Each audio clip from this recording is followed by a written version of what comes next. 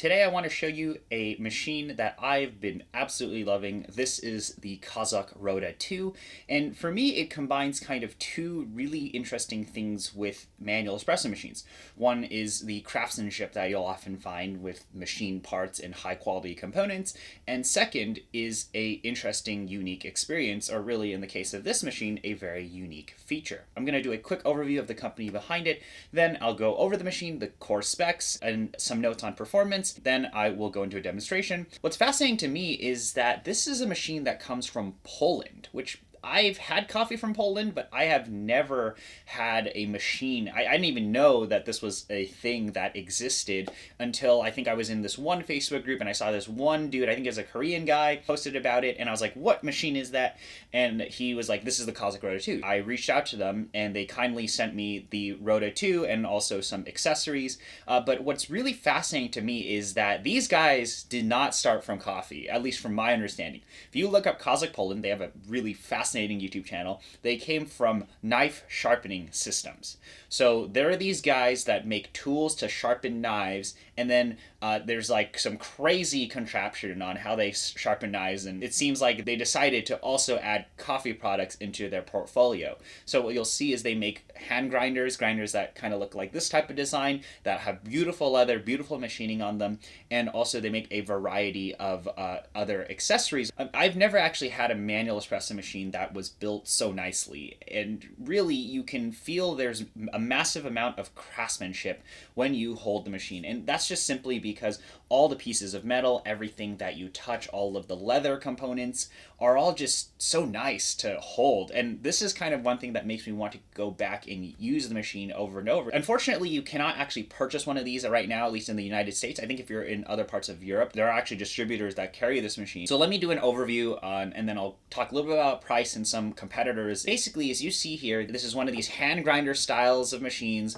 where you pour water into a chamber and then you begin rotating. And as you rotate, a plunger will go through and plunge the water through a portafilter basket, and that's how you build pressure. With this machine, this uses a 51 millimeter basket, and this chamber, by the way, holds about 150, though you can actually get it above that. You can get to about 160, 65 milliliters into the actual chamber. But you do want to be careful with this type of design of machine is basically air gaps. You just really want to make sure that that water that you add into the machine is actually below the plunger. But what's really nice with this design is there's this valve here, and this is really what makes this machine kind of special. You can shut off the water flow at any time. So I had a little bit of water there and I just opened it and some water came out. But pretty much this makes preheating a breeze, because all you have to do is you can just leave the plunger all the way up, pour your boiling water in and heat up the chamber, flush the water. You just open and close the valve. So you may have seen some other machines that look very similar to this, like the Aram.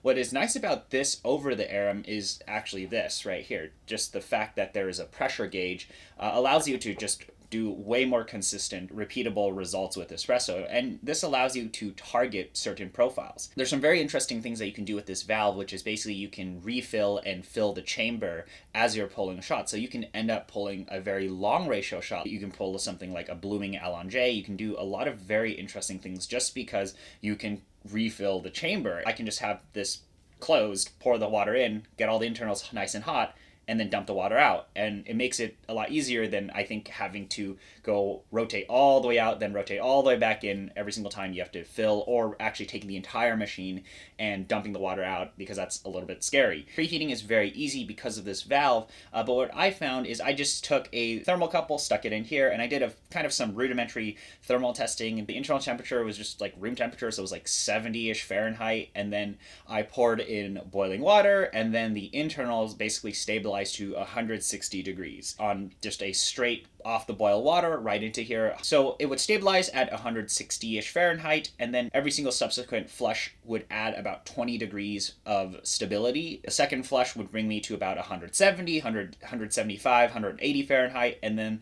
the third and fourth flush, the highest I could possibly get this to be, was stabilize at about 200 degrees Fahrenheit internally. That makes it so that you do kind of want to be a little bit fast with how you pull lighter roast coffees, but honestly, I think anything in that 200 Fahrenheit range should be okay for most light roast coffees. I wanted to see what the temperature drop was like over time. Pretty much what would occur is after every single 5 minutes, you would drop about 10-15 degrees Fahrenheit. So if you were a little bit slow and you were pulling some of those medium and darker roast coffees and you did preheat it, you would be pretty okay. Once you did get this chamber really, really hot, you could actually get this metal strip down here to be about 70 to 75 Celsius. The externals do get a little bit hot, but there's about a 25-30 degree Fahrenheit difference between the externals and the internals, which is good because that means the internals are a lot hotter. And also, when you use a machine like this, you have this nice leather grip here and you don't burn yourself, but you do want to be a little bit careful with this part when you touch it. I would have expected the thermal performance on this machine to actually be pretty bad because this is all kind of metal and it seems like all of this acts like a heatsink. But really, after using the machine and trying a little bit of lighter roast and just getting into the habit of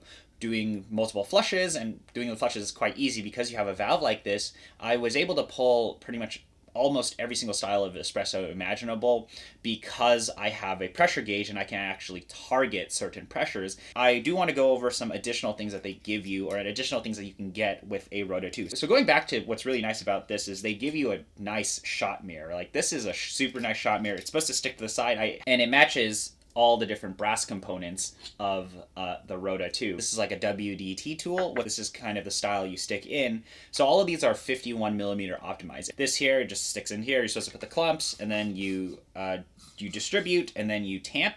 What's really nice is actually their tamper. So you basically will stick this here, and then you can just align things, and it's nice and heavy. So you honestly could just let that drop. Probably been a little bit long now, so let's actually go ahead and pull a shot. I'll show you the entire preheating process, actually getting this up to temp and then pulling a shot. And then I kind of want to show you two styles of shot. One is just a normal style of shot, just using it, how I think most people will use it. And then another style of shot that will really utilize this valve here. And they also give you a shot glass, by the way. Just dump the water in, open the valve, close the valve, super easy to preheat. And I'm on my third preheat cycle, and it does use a fair amount of water. I poured in about pretty much almost all the way up to the top of the chamber here. So you see, this is very simple. This is actually the fourth preheat cycle. I just wanted to do another one just to be safe. But pretty much, you just let that go through, add in your boiling water again, and then you can pull your shot. But pretty much the internal temperature of this is probably very stable at this point. What I'm gonna do is I have my puck here, and I also have a spare little catch cup, so I'm going to pull a shot. But I will show you their tool real quick. And you stick it in here, and then you turn it. So this is going to do your distribution and leveling, basically. I personally still prefer my 9-prong WDT tools over these, but they do an all right job. And then I'm just going to give this a quick tap, and then I'll give it a tamp. So what's cool with this tamper is you can stick this black piece down, and you can push down on this top piece, and that ensures that your tamp is basically the same every single time. There's really no risk of play if you move your hand left or right by accident, and that's what's really cool with this tamper design. So you see there, I just lock the portafilter in. Once I start turning this, that is going to be when the water gets forced through the puck. So I'm going to do this. The water has now started to touch the puck, and then I'm going to begin turning. I'm going to try to look at my pressure gauge here.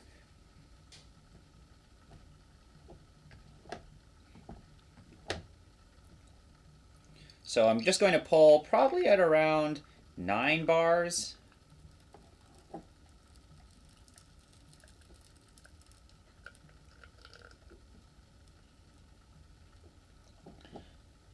Not really sure if my prep was really good, but I went to 9 and then I started to ramp down there.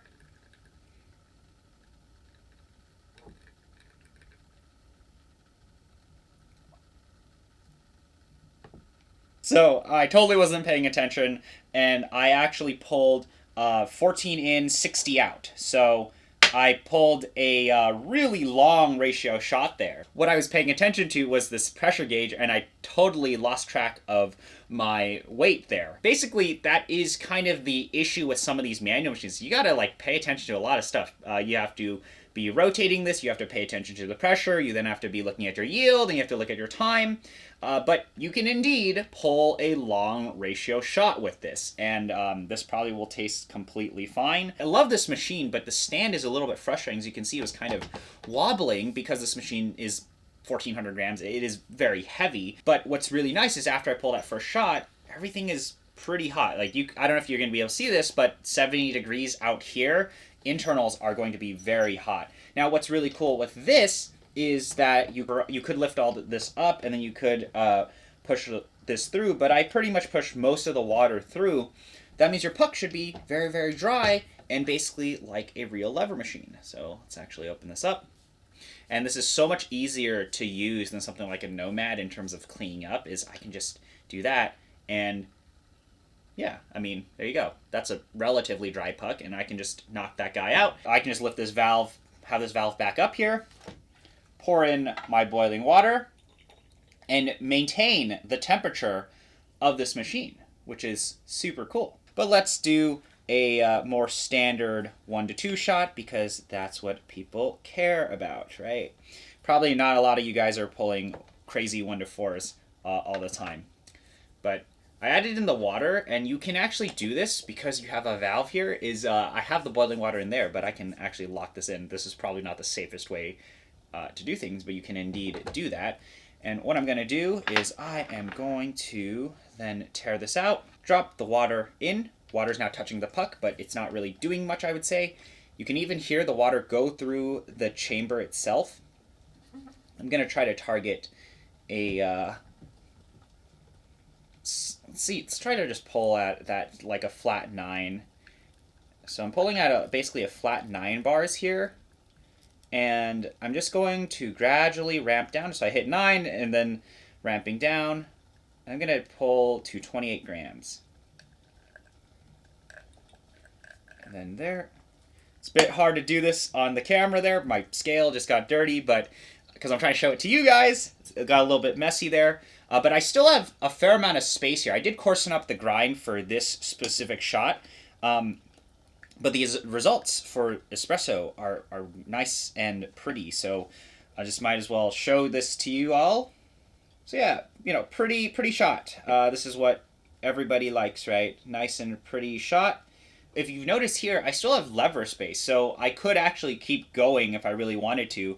But the shot did look great, and because I did a standard 9-bar shot, so this is a pretty decent shot. It's more standard style of shot because I pulled a 1 to 2, but if you can see here, that temperature strip up here is already lighting up. It's 70 degrees, and that's because the internal temperature of this machine is probably around 180, 190 Fahrenheit still, and there's probably a little bit of water left because I didn't actually go all the way through. Sometimes if your grounds will expand, they will touch the top of the puck here, but what's really nice is you can kind of just pour water through this chamber here. It will basically self-clean the shower screen because the water will just fall through with the power of gravity. I mean, you can get a lot of these machines to do great because with the power of profiling and the power of preheating, it's kind of hard to not have good results.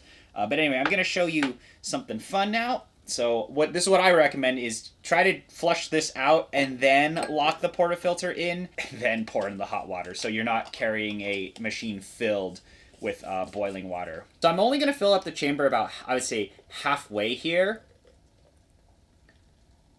And then what I'm going to do is I'm going to let the water touch the puck so I can hear the water go all the way through as I open the valve. And then what I'm going to do is I'm going to turn. And I have to go I have to get the plunger pretty deep in there before it plunges the water or starts putting the water through the puck. Let that bloom. So I hit 6 bars actually. What I can do is I can go all the way back up. This table is a little bit shaky, not the most stable table. So I'm blooming, filling the chamber all the way up now. As you notice, I close the valve there. Now, I've done like a 40-ish second bloom. Gonna let that water go in. Then going to just pump all of this water through, and I'm going to get myself a nice blooming Allonge.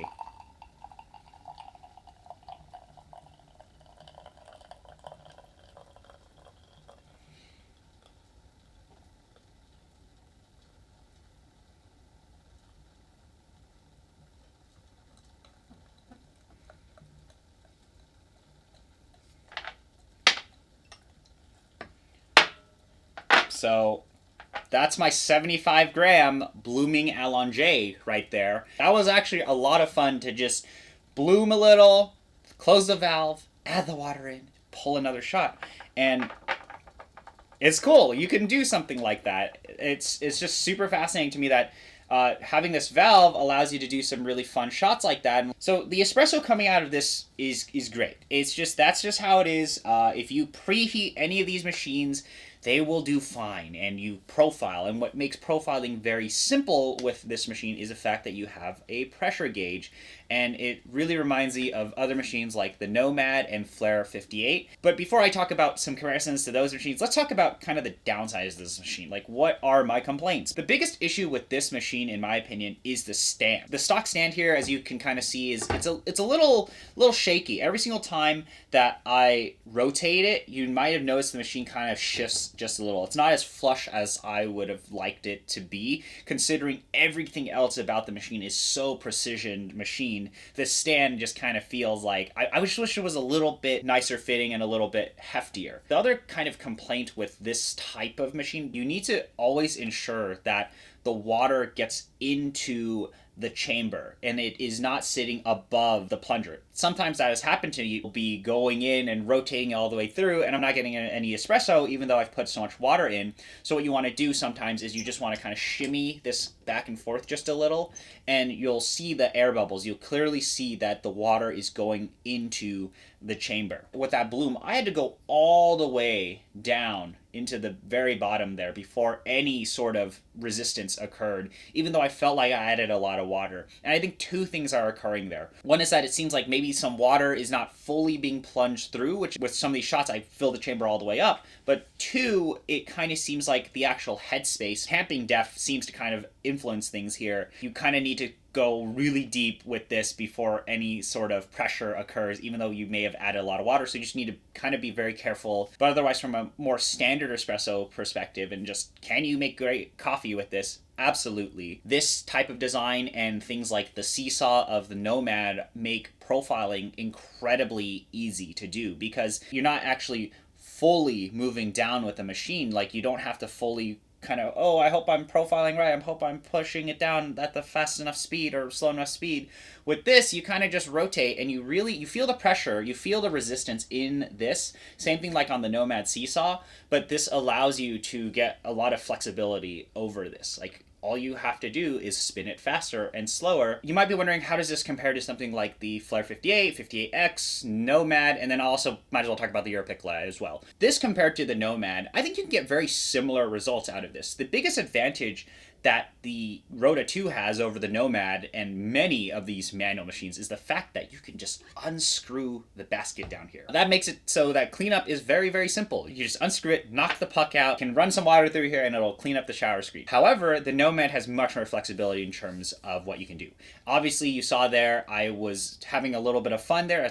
I have a lot of fun using this machine. That's why I use it. I can just add more water into it. But with the Nomad, it has such a large reservoir, you can do the same style of shot, and it will probably taste very similar because 49 versus 51 mil basket. The flow rates are probably very, very similar anyway, and you can obviously pull longer on the Nomad. And while I do love, love, love my Nomad, this does have a kind of premium feel to it. It really kind of adds to a lot of this manual espresso experience. It's kind of like using an Aram as well. It's like, I'm totally okay with sacrificing potential peak performance here, but instead I want to focus on things I touch. Like, is it a good experience? Because sometimes cleanup and using the machine and all of that adds to the overall experience over necessarily the end results. And the end results here are great, but you can do more with something like a Nomad. To offer another point of comparison, the Flair Espresso 58X is worth mentioning, or even 58, because this, depending on where you get it, and I don't actually know what the pricing is around the world right now, this is kind of comparable or like within reach. This is offering a much more premium experience than the 58 and 58X. Although I will say 58x usage is much easier because you can just pour the water in, you can cut the shot if you lift it up, and there's just a lot more space to work with on a machine like that. So if you were space constrained, something like this might be worth considering. It might actually be easier to use a system like this where you rotate versus using a lever, because you can actually get really fine granular control over this. And I'm sitting in a kind of a really unergonomic position here. With a lever, I have to get really in there and really use my body to push against the machine. With this, I can kind of just screw in.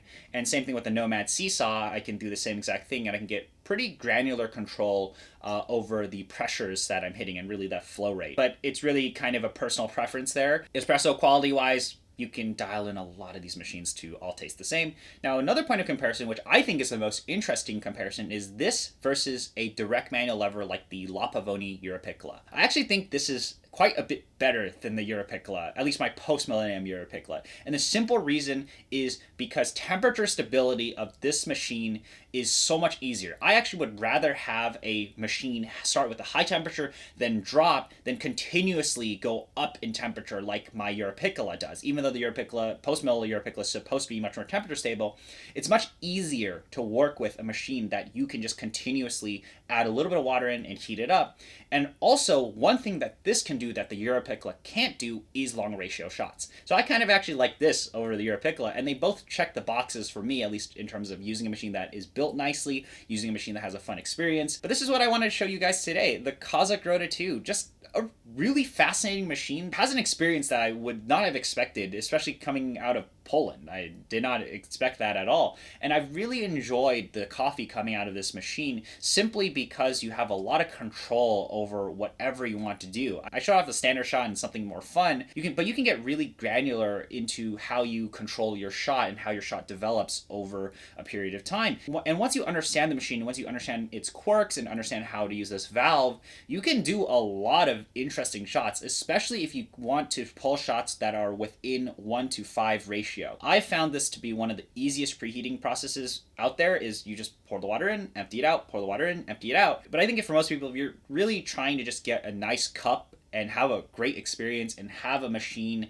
that is just built so nicely, and I think that actually adds to the experience itself, then the Rota 2 is actually a great choice. This is one of these machines that is a great balance between performance and build. There are machines that go all the way in performance and all the way in build, but I think this is kind of a great middle ground between the two. Although there are some quirks, and I do have some complaints about the stand from a actual performance perspective and an experience standpoint, and all of that, it's pretty great, especially considering the materials and everything you touch all add to that experience. And I've really enjoyed the coffee coming out of the Rota 2. And I hope that Kazak Poland is able to bring more products, at least to the United States. But I do want to thank Kazak Poland for sending me the Rota 2. I've had a great time with it, and that's all I wanted to show off today. Thank you for spending the time to watch the video.